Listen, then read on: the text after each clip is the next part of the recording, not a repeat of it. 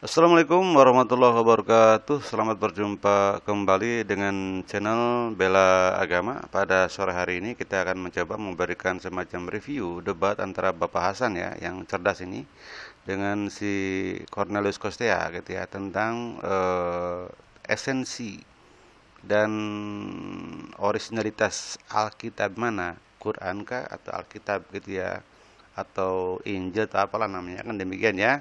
Oke, kita coba dulu ya, mulai. Kan, Nah, karena ini karangan kitab Safina ini. betul. Karena karangan Jadi Pak, Anda bukan mau dari Allah. mau gimana? Beda.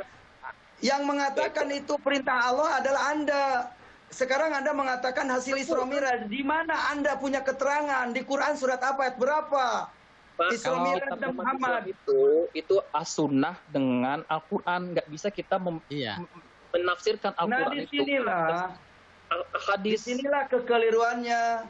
Quran Kekeliruan, Pak. diturunkan, diwahyukan oleh Allah, diganti oleh as-sunnah. Pak, Ya, dari mana ceritanya seperti itu? Coba Pak.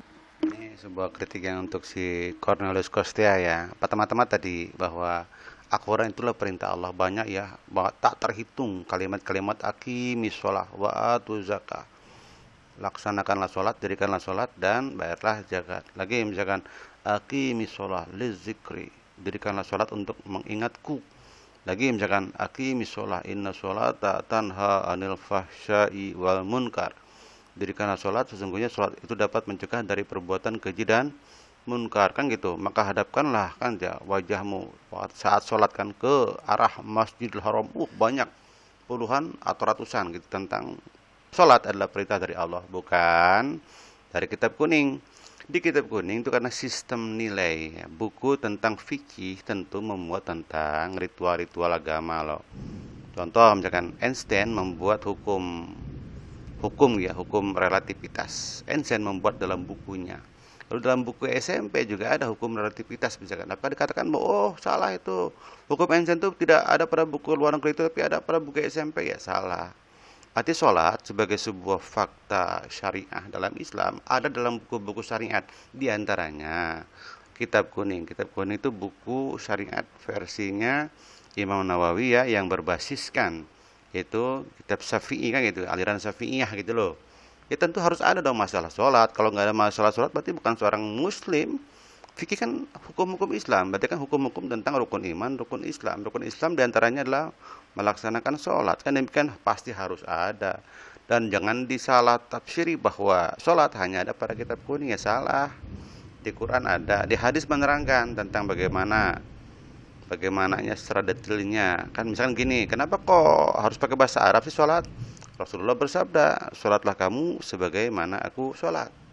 Rasulullah kan sholat pakai bahasa Arab tuh, ya pakai bahasa Arab nggak apa-apa. Toh bahasanya pun ringan kok, hanya Al-Fatihah, kalimat thayyibah, Allahu Akbar, dan seterusnya. Misalkan kan sesuatu yang mudah, yang dapat dipelajari dalam hitungan jam atau hari ya. Dan kalau nggak juga nggak mampu kan boleh sambil membaca, boleh kok. Sholat sambil kita melihat tulisan di depan kita, boleh. Atau sholat sambil pegang tulisan, boleh. Gak masalah. Sejauh kita dalam keadaan darurat ya, karena kita nggak hafal. Tuhan Maha tahu dengan kelemahan kita. Demikian ya. Next. Buktikan, jangan Bapak bicara tanpa ada dalil atau tanpa bukti. Nggak Pak, ada yang bilang ya, seperti itu. gini aja Pak, kita lihat stempel di masing-masing kitab. Apakah benar Al-Quran itu adalah wahyu ataukah Bible yang wahyu? Nah, di sini kan Pak Hasan pinter menawarkan tentang tawaran tentang originalitas Quran. Qurankah sebagai wahyu Allah ataukah Bible sebagai wahyu Allah, kan demikian ya. Next. Kalau di Al-Quran Pak ada di ayat 55, surat 55 ayat 77.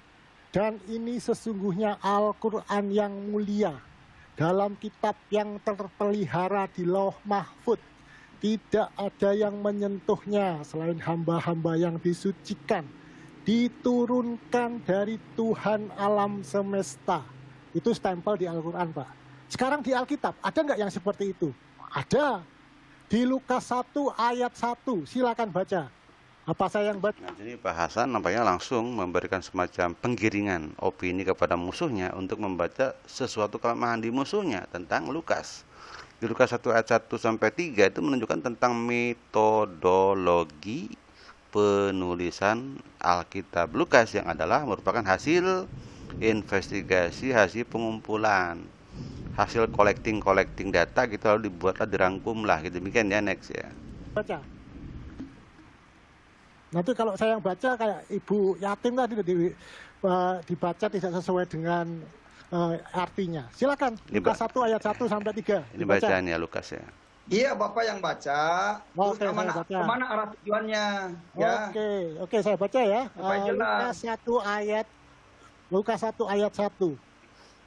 Theophilus yang mulia, banyak orang telah berusaha menyusun suatu berita tentang peristiwa-peristiwa yang telah terjadi di antara kita. Seperti yang disampaikan kepada kita oleh mereka. Dan dari semua adalah saksi mata dan pelayan firman. Karena itu, setelah aku menyelidiki segala peristiwa itu dengan seksama dan asal mulanya, aku mengambil keputusan untuk membukukannya dengan teratur bagimu. Jadi Bible ini hasil penyelidikan, Pak. Tulisan yang sebenarnya ditujukan untuk Theophilus. Kenapa Anda mengimani yang itu? Beda kan stempelnya Al-Quran dengan Bible? Jauh. Silakan dibantah. Nah, di sini nampaknya Ya, si itu sebabnya Al-Quran itu adalah kitab pembeda, bukan pembanding. Kalau Bapak membandingkan, khusus Pak Kece ya, membandingkan Al-Quran dengan Bible, itu jauh banget antara minyak dan air, Pak. Itu nggak bakalan bisa disatukan, apalagi menafsirkan ayat Al-Quran dengan Bible. Nah, itu udah emang, udah sangat jauh gitu, Pak. Kalau menafsirkan itu, menafsirkan dengan keyakinan umat beragamanya. Kalau Bible menafsirkan Yesus Tuhan, ya silakan.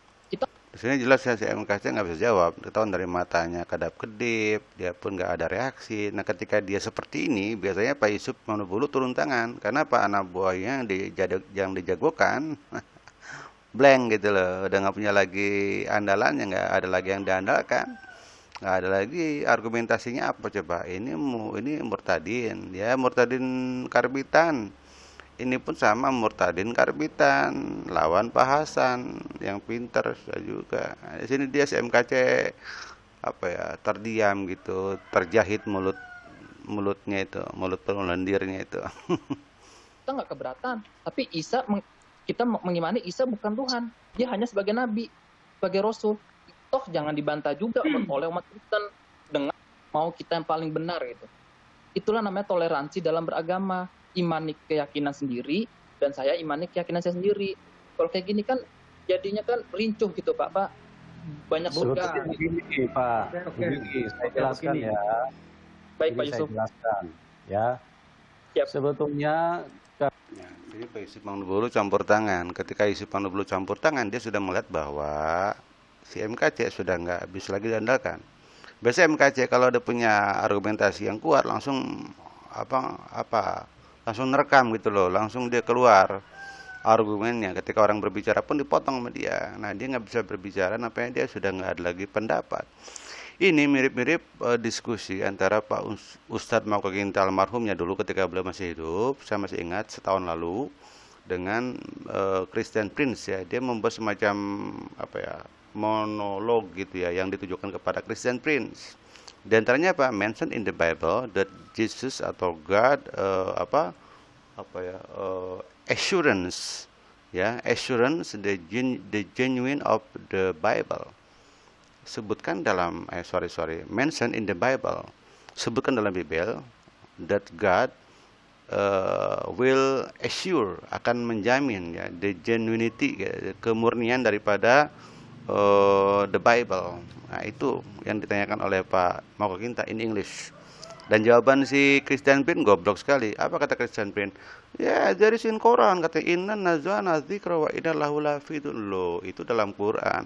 Pertanyaan dari Pak Insan itu mention in the Bible, not in Quran, ya. Tapi si Christian Prince menjawab in Quran. Kalau di Quran iya betul, inna nazana zikra wa inna lahu lafidun. Sesungguhnya kami menurunkan Quran dan kami akan memeliharanya. Nah, nazana zikra ini, zikir adalah nama lain daripada Quran. Tapi dipelesetkan oleh si Christian Prince. Ini bisa dipakai katanya. Padahal bukan masalah dipakai tidak dipakainya, tapi pertanyaan lawan bicara Anda, Pak Mako Ginta itu mention in the Bible, not in Quran. That God will reserve ya, assure or reserve the genuinity of the Bible. kemurnian Alkitab, nggak bisa jawab. Christian Pin yang hebat itu hanya mengatakan, there is in Quran, inna nazana dzikra wa inna lafafitun. Idiot, you are idiot, fucking idiot. Because the Mr. Insan Mogita ask you in your Bible, mention in your Bible, not in Quran. Oke, demikian saya kira penyampaian kita. Jadi judulnya adalah si MKJ mulutnya dijahit oleh Pak Hasan ya, tentang originalitas daripada Bible. Ternyata Bible itu hasil investigasi, hasil penelitian yang mirip-mirip dengan cara-cara dari mana ya? Dari Bukhari dan Muslim mengumpulkan hadis. Jadi tarafnya sama dengan hadis. Membuat investigasi, mengumpulkannya. Sementara Quran kan Nabi mendapatkan wahyu, lalu ada yang mendengarkannya. Lalu orang Nabi mengulangi lagi dan ada yang menuliskannya. Beda dong dengan kemudian aku mencoba membuat investigasi, mengumpulkan, akhirnya kuputuskan untuk membuat buku seperti dalam Lukas ini ya, jelas ya bahwa Injil atau Bible itu lebih mirip-mirip kelasnya sekelas hadis. Sekira demikian saja. Billahi taufiq wal hidayah. Assalamualaikum warahmatullahi wabarakatuh.